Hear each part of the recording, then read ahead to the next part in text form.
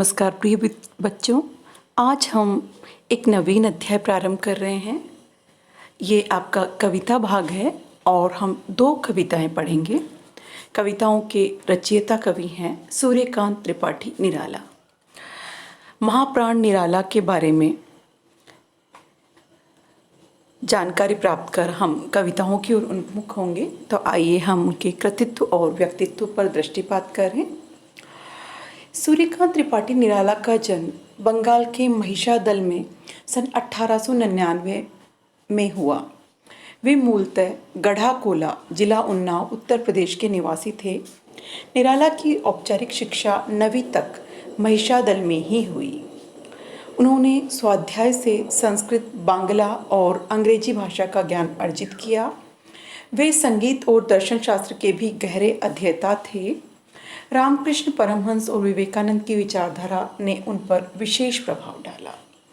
देखिए, हमें स्पष्ट होता है कि निराला जो है वो उत्तर प्रदेश और बंगाल से ताल्लुक़ रखते हैं और उन पर विवेकानंद और रामकृष्ण परमहंस का विशेष प्रभाव है।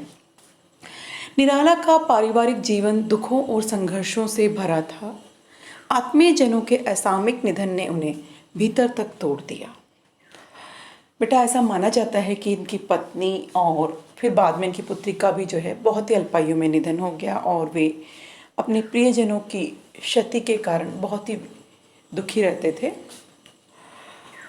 साहित्यिक मोर्चे पर भी उन्होंने अनवरत संघर्ष किया। सन 1961 में उनका देहांत हो गया। देखिए, इनकी प्रमुख कृतियाँ अनामिका, परिमल, गीतिका, कुकुरमुत्ता, नए पत्ते, ये इनकी काव्य रचनाएं हैं। और कवि होने के साथ ये एक अच्छे लेखक भी थे। उपन्यास, कहानी, आलोचना, निबंध लेखन में भी इनकी ख्याति अविस्मरणीय है। निराला रचनावली के 8 खंडों में उनका संपूर्ण साहित्य प्रकाशित है। तो देखिए, निराला के काव्यगत जो विशेषताएं हैं उनको हम जानें कि निराला कैसे कवि थे। निराला विस्तृत सरोकारों के कवि हैं। दार्शनिकता, विद्रोह, क्रांति, प्रेम की तरलता और प्रकृति का विराट तथा उदात्त चित्र उनकी रचनाओं में उपस्थित है।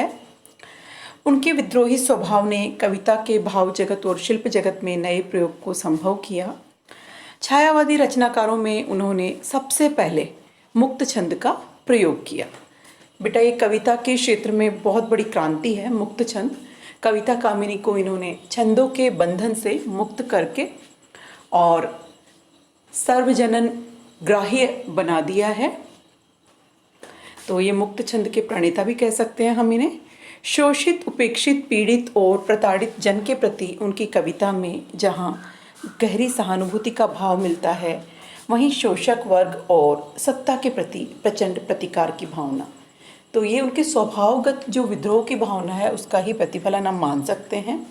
और यहाँ हम निराला जी की 2 कविताएं पढ़ें।